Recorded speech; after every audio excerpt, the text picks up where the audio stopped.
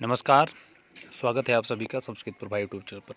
TGT PGT 2020 का form online पुनः प्रारंभ हो चुका है। अर्थात कल की डेट में आप सबको एक नोटिफिकेशन के माध्यम से यह सूचना प्राप्त हुई थी कि किसी एनआईसी की कुछ टेक्निकल प्रॉब्लम के कारण वेबसाइट में कुछ खामियां थी जिस पर सुधार चल रहा था। आज पुनः जो है वह वेबसाइट खोली जा चुकी है, मतलब आप ऑनलाइन फॉर्म को भर सकते हैं। क्योंकि अभी इससे संबंधित चयन बोर्ड की कोई ऑफिशियल वेबसाइट से कोई भी सूचना नहीं आई है, लेकिन आप फार्म को देख सकते हैं। ऑनलाइन प्रक्रिया प्रारंभ हो चुकी है। मेरे ख्याल से आज की डेट में चयन बोर्ड में छुट्टी है, अर्थात संडे है, और कल की डेट में आप सबको जो है ऑफिशियल वेबसाइट के माध्यम से जानकारी भी प्राप्त हो सकती है। तो आप भी चेक कर सकते हैं, ऑनलाइन प्रक्रिया पुनः प्रारंभ हो गई है। तो आपको महत्वपूर्ण निर्देश क्या सुनना है। टीजीटी फॉर्म भरते समय आपको महत्वपूर्ण निर्देश का पालन करना है।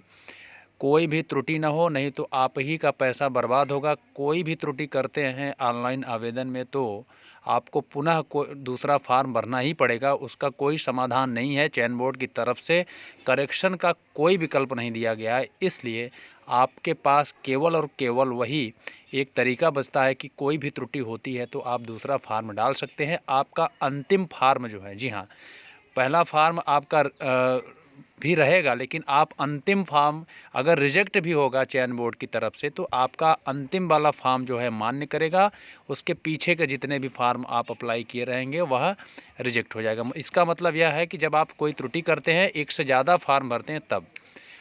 दूसरी बात कि मान लीजिए आपके पास सभी डॉक्यूमेंट्स नहीं है तो उसमें देखिए कोशिश करें कि सभी डॉक्यूमेंट्स आपके पास में हो। जैसे संबंधित हाई स्कूल, इंटर, ग्रेजुएशन जो भी आप किए हैं उसकी डिग्रियां और मार्कशीट सभी होनी चाहिए। और जिस दिन ऑनलाइन करने की लास्ट डेट है उस दिन तक में आपकी सारी योग्यताएं आपके पास हो। उसके बाद भी कोई डिग्री आप प्राप्त करते हैं, रिजल्ट आपका आता है तो आप पात्र नहीं होंगे। तो महत्वपूर्ण निर्देश क्या है? आवेदन करने से पूर्व कृपया विज्ञापन का भलीभांति अध्ययन कर लें तथा आश्वस्त हो लें कि जिस विषय पद के लिए आवेदन कर रहे हैं इंटरमीडिएट शिक्षा अधिनियम 1921 के अधीन बनाई गई नियमावली के अध्याय 2 के विनिमय 1 में विनिर्दिष्ट शैक्षणिक अर्हताएं तथा अन्य सभी आवश्यक योग्यताएं रखते हैं। कृपया ध्यान दें कि पंजीकरण की प्रक्रिया 3 चरणों में विभक्त है। प्रथम चरण आवेदन पंजीकरण फॉर्म भरने की प्रक्रिया है। द्वितीय चरण में आवेदन शुल्क भरने की प्रक्रिया है और तृतीय चरण में आवेदनकर्ता की फ़ोटो व हस्ताक्षर अपलोड करने की प्रक्रिया है। मतलब आप लोग समझ गए होंगे। प्रथम चरण में आवेदन पंजीकरण फार्म भरने की, जिसमें आपका हाई स्कूल, इंटर, ग्रेजुएशन, आप अगर ये EWS का अप्लाई कर रहे हैं तो EWS में जितनी भी डिटेल्स है, जारी होने की तिथि, जारी करने का प्राधिकारी और तमाम प्रकार की चीज़ें हैं, इसी प्रकार से सभी डिटेल्स आपको प्रथम चरण में ही देनी है। द्वितीय चरण में आवेदन शुल्क भरना होता है, जो भी आवेदन शुल्क लग रहा है, और तीनों चरणों की प्रक्रिया पूर्ण करने पर ही आवेदन पंजीकरण की प्रक्रिया पूर्ण मानी जाएगी। कृपया पंजीकरण प्रारंभ करने से पूर्व यह सुनिश्चित कर लें कि निम्नलिखित विवरण आपके पास उपलब्ध हैं। वैध वास्तविक ईमेल आईडी, मोबाइल नंबर। जी हाँ, आपको बता दें कि बहुत सारे लोगों का साक्षात्कार चल रहा है जिसमें ईमेल आईडी किसी का मोबाइल नंबर साइबर कैफ़े का डल गया है, तो उनको बाद में परेशानी हुई। इसलिए आप लोग कोशिश करें कि आप संबंधित साइबर कैफ़े वाले जहाँ से आप फार्म भरवा रहे हैं, देखिए अक्सर जो है त्रुटियां जो है साइबर कैफ़े वाले ही करते हैं। लेकिन आपको अगर दोनों लोग बैठ करके चार चक्षुषा, मतलब 2 आँखें, आपकी 2 आँखें जो है उस साइबर कैफ़े वाले की, अगर दोनों लोग मिल करके फार्म को देखते हैं तो निश्चित रूप से कोई भी त्रुटियां नहीं होंगी। तो ईमेल आईडी आपकी हो और एक पासवर्ड बना लीजिए, एक डायरी में कहीं लिख लीजिए, मोबाइल नंबर हो, और ईमेल आईडी को कम से कम महीने 2 महीने में एक बार ज़रूर अपने मोबाइल में लॉगिन करें या किसी भी कंप्यूटर पर लॉगिन करें ताकि वह बंद न हो। पासवर्ड आपको पता हो, मोबाइल नंबर आपका हो। आप गांव के बगल का पड़ोसी का मोबाइल नंबर मत दीजिएगा, नहीं तो फिर आप जानिएगा, क्योंकि आपका चयन जब होगा उसके बाद आपको बहुत सारी समस्याएं खड़ी होंगी। चलिए, बोर्ड द्वारा अभ्यर्थियों से सभी प्रकार की सूचनाएं, पत्र व्यवहार उनके द्वारा दी गई ईमेल व मोबाइल SMS के माध्यम से किए जाएंगे। अगला पॉइंट है हाई स्कूल, इंटरमीडिएट सभी अनिवार्य योग्यताएं, डिग्रियों के शैक्षणिक बोर्ड उत्तीर्ण वर्ष, अनुक्रमांक, प्राप्तांक, पूर्णांक, ग्रेड, यदि ग्रेड सिस्टम हो तो प्राप्तांक प्रतिशत। उत्तर प्रदेश राज्य के निवासी होने की दशा में उत्तर प्रदेश राज्य के निवासी डोमिसाइल का मतलब है निवास प्रमाण पत्र का प्रमाण पत्र क्रमांक, जारी करने की तिथि, जारी करने वाले प्राधिकारी का नाम। अब बात आती है कि इसमें कितने वर्ष का पुराना डोमिसाइल अर्थात निवास प्रमाण पत्र लगेगा। तो आपको मैं बता दे रहा हूँ कि देखिए, आप कंप्यूटर पे चेक कर लीजिएगा। कंप्यूटर पे अगर आपका निवास प्रमाण पत्र चढ़ा हुआ है तो वो भी वैलिड है। 3 साल के अंदर का होगा तो चल जाएगा। जी हाँ, 3 साल के अंदर का निवास प्रमाण पत्र चल जाएगा। अदर स्टेट वाले हमारे जो प्रतियोगी शिक्षक होंगे उनको जो है निवास की आवश्यकता नहीं पड़ेगी। लेकिन जो उत्तर प्रदेश के निवासी हैं, खास करके जो ओबीसी एससी एसटी कैटेगरी के लोग हैं उनको तो ज़रूर लगाना पड़ेगा, क्योंकि उनको आरक्षण लेना है। अदरवाइज़ आपको, अगर आप निवास प्रमाण पत्र इत्यादि नहीं दिखा पाते हैं तो आपका चयन, मेरे ख्याल से आपका चयन सीधे सीधे सामान्य कैटेगरी में हो जाएगा। तो चलिए, और खास करके महिलाओं के लिए निवास प्रमाण पत्र की जो भ्रांतियाँ थी, शायद या पति पक्ष का मांग लिया था तो पति पक्ष का निवास प्रमाण पत्र नहीं बनता है। अगर ऐसी स्थिति अब भी है तो पति पक्ष का नहीं, पिता पक्ष का मांग लिया था तो पिता पक्ष का मेरे ख्याल से नहीं बन पाता है, क्योंकि शादी होने के बाद जो है पिता पक्ष का निवास प्रमाण पत्र नहीं बनता है।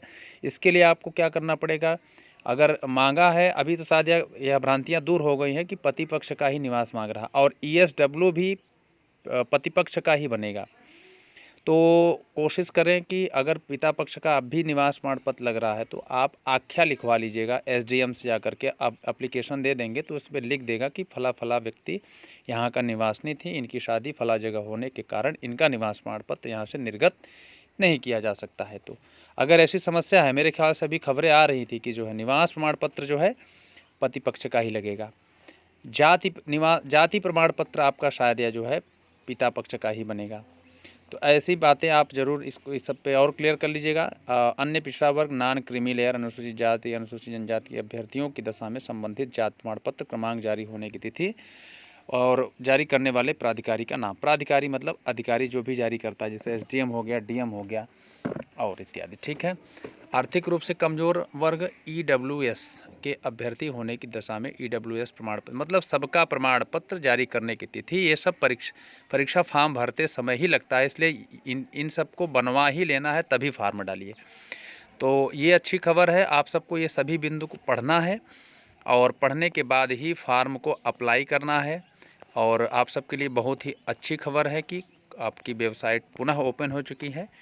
इन सभी घोषणाओं को पढ़ लीजिएगा और पढ़ने के बाद आप फार्म को अप्लाई करिए। कोई भी समस्या हो तो आप लोग क्वेरी करें। विशेष समस्या के लिए आप लोग विशेष नंबर पे व्हाट्सएप कर दीजिएगा 7905775529।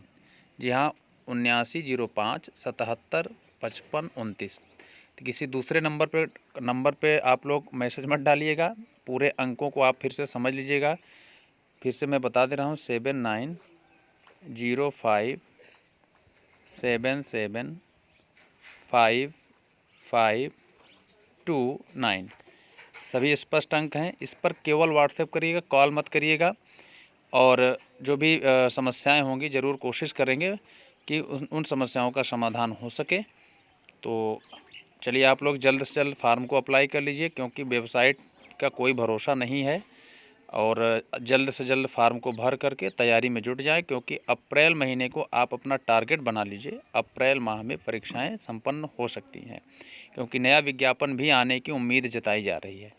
तो इस अनुसार आप लोग जल्द से जल्द इस वीडियो को, मैं उम्मीद करूंगा कि ज़्यादा से ज़्यादा लोगों तक पहुंचाएंगे, क्योंकि आप सबकी मदद करें। जिस प्रकार से यह चैनल आपकी मदद कर रहा है तो आपसे भी उम्मीद जताई जाती है कि आप भी दूसरों की मदद करेंगे। जितने भी ग्रुप्स में आप जुड़े हैं, व्हाट्सएप, टेलीग्राम और भांति की जितने भी सोशल मीडिया के माध्यम हैं, उन सभी पर जो है आप लोग शेयर करेंगे, ऐसी उम्मीद मैं जता रहा हूँ। तो मिलते हैं अन्य महत्वपूर्ण खबरों और सूचनाओं के साथ। आज के लिए इतना ही। धन्यवाद।